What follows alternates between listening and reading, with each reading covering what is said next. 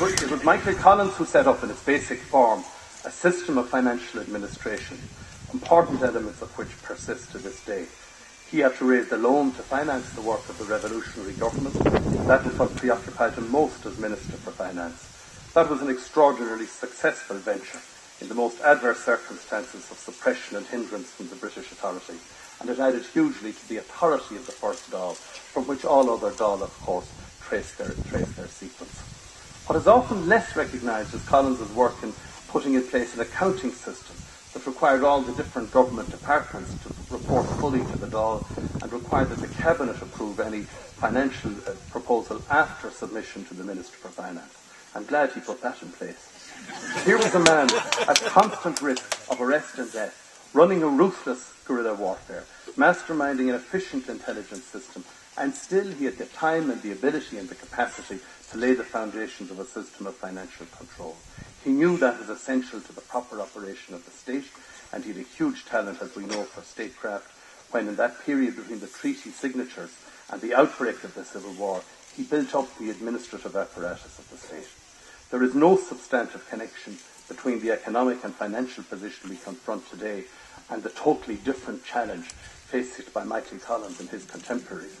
When I do look at those pictures of my predecessors on the wall, I do recognise that many of them, from Michael Collins right down to Ray McSherry, had in their time to deal with immense if different difficulties.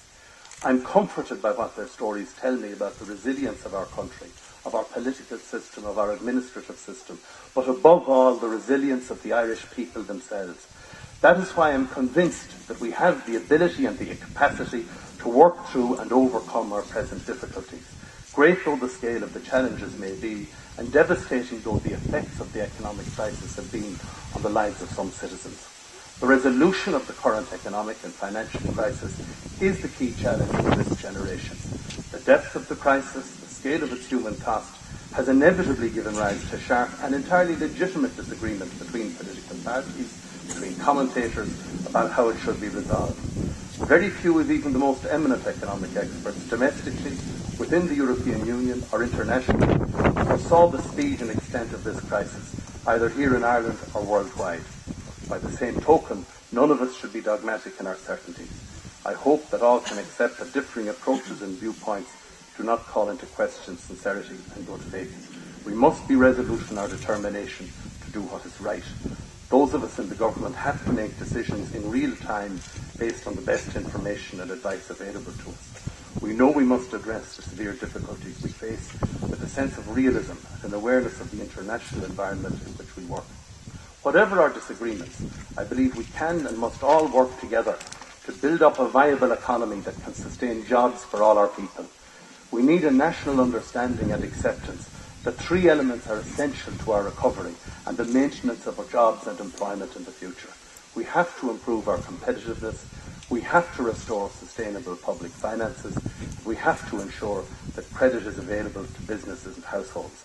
In a small economy like ours, competitiveness is essential to creating sustainable jobs. We know from our own and from international experience that the private sector can create enough jobs to meet the demands of our highly trained young force and to solve the unemployment problem. But we do need our businesses to compete successfully in the global marketplace so that they will expand employment to meet increased demand for their goods and services. Last year we did record a big improvement in competitiveness relative to the rest of the Eurozone. This helped keep our exports constant while those of many other countries slumped. We must build on this improvement in competitiveness in the years ahead in every sector of the economy. It does mean that costs must be kept under control and reduced relative to our European partners. But we have to continue to invest in infrastructure, in research and in education, as the government is committed to do. Job creation needs the public finances to be put on a sustainable path.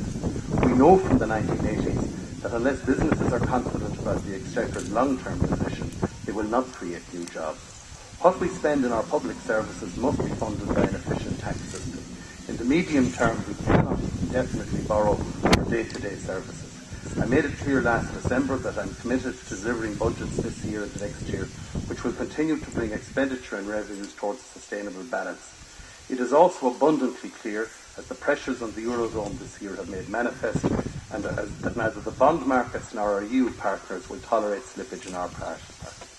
So far they are confident that we will keep to the path that we've embarked upon, and this means that budgets will continue to need a strict control of expenditure. What I can promise is that as Minister I will try to ensure that the burden is borne by those who can best afford it.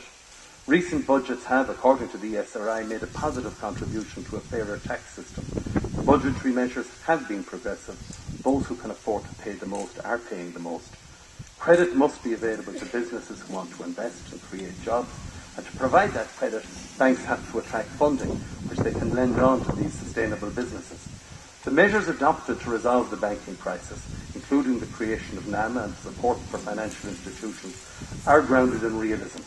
Some elements of these measures have received the support of political parties generally, some have not.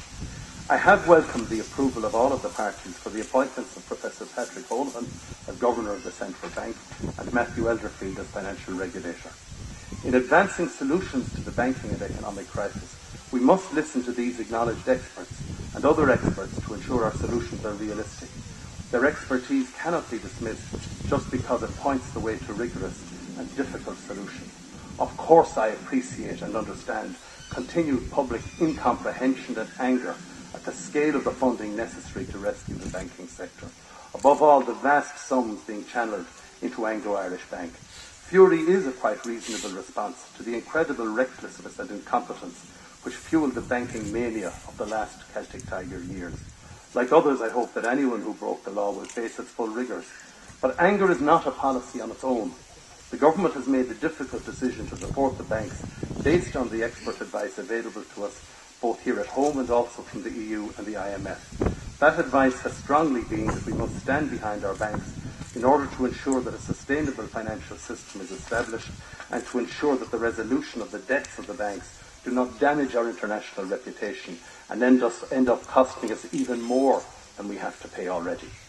The successful resolution of these three challenges, competitiveness, the public finances, the supply of credit, requires that all of those in positions of leadership be straight with the people. Solutions that would make Ireland an international pariah, walking away from our financial commitments or our EU obligations, are not credible. We have to be realistic in how we approach this crisis. Columns and the founders of this state were determined that all citizens should have equal rights and equal opportunities. The job of the government and of Dáil Éireann is to strike a balance between the legitimate interests of individual groups and the greater good. Sometimes and quite frequently in times of economic difficulty, achieving that balance requires governments to make very difficult decisions. But that is what leadership in a democracy is about, the exercise of power in the interests of the common good. In the last 2 years, our country has been severely shaken, but our economy is beginning to heal. Exports are growing and consumer spending has moved off its lows of late last year. New order books are expanding and business confidence has improved markedly. Most forecasters expect Ireland to register the strongest pace of economic growth in the Eurozone next year. Tax revenues are stabilising and the underlying budget deficit will shrink next year. As in other countries, our recovery is likely to be somewhat uneven, and it is a very unfortunate reality that a reduction in unemployment will, as is usually the case, lag behind other indicators. But let there be no doubt that if we continue to make progress in these three key areas of improved competitiveness, sustainable public finances and the supply of credit, we will return to high employment rates and we will maintain an average standard of living that is among the highest in the world. The challenges we face today are different from those that confronted previous generations since the foundation of the state. But we need to remind ourselves that many of those challenges were as daunting as our own. In the 1920s, the state had to be founded in the face of conflict and political division. In the 1930s, the first great economic enterprises of the state were established and developed in the face of a huge global downturn. In the 1940s, the state had to survive and protect its citizens through the greatest conflict in history. In the 1960s, the state had to transform from an agrarian economy to a more balanced, urbanised, modern economy. In the 1970s, we saw the opening up of Ireland to the world and further modernising steps. The 1980s saw a severe unemployment crisis. We overcame all of those difficulties through the resilience of the people and through our investment in education. The benefit of this transformation was seen in the 1990s and the start of this decade, with Ireland experiencing one of the most sustained and remarkable economic expansions in history. Is Queenling of Mihal O'Quillan, agus an Sara Yenche, or some winter na Tira Shaw, an Obera Yenche, or a Vuniak She, then a comrade the Anstat Shaw. We recall his memory today. We look on those achievements, and we set for ourselves the target and the dream and the ideal that we can realise in our generation, mighty steps that will ensure all of us collectively in the political system make Ireland a place where our citizens can grow up in comfort, decent and dignity, and have a standard of living, as I say, that is the envy of the world. Yes, the current crisis is deep and severe, but we have surmounted similar difficulties in the past. In meeting challenges, in seizing opportunities, the Irish people have always shown courage, determination and creativity, just as Michael Collins and his comrades and colleagues did in the campaign for independence and the establishment of our state. The spirit of Collins is the spirit of the nation, and it must continue to inspire all of us in public life, irrespective of party or tradition.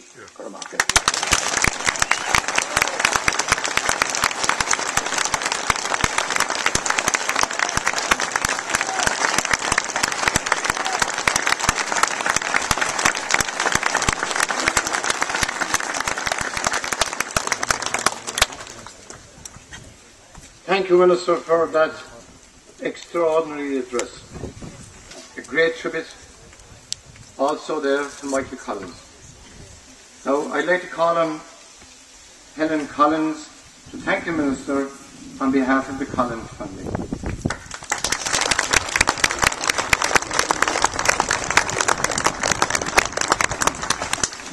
Distinguished guests, friends and supporters, you're all very welcome to this commemoration service for the death of my granduncle Michael Collins. It is my joy and great honour to welcome Minister Brian Linehan to Fáil na Blo.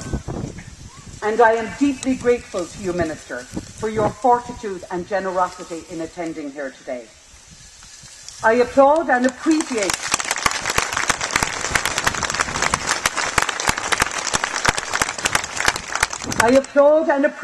your words of respect and reconciliation and your obvious desire to build bridges and move forwards together.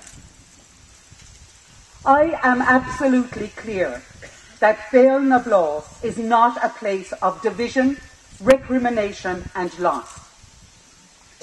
For me, it is a powerful and evocative symbol of idealism, dedication, leadership, achievement and inclusiveness.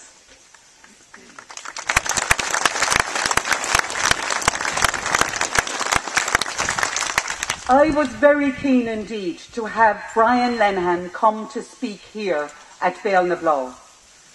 I was delighted that the Fáil na Blo committee supported this proposal, and I am very grateful indeed to the committee for their positive and considered response. Thank you indeed.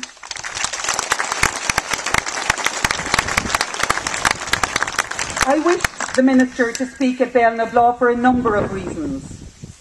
Firstly, I have worked with him when he was Minister for Justice, and I know him to be a good man.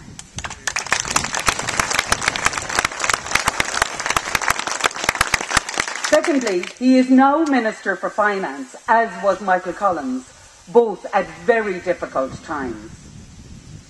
Thirdly, I wished to invite Minister Brian Linehan on behalf of my late father Liam Collins, who worked in every way he could for reconciliation.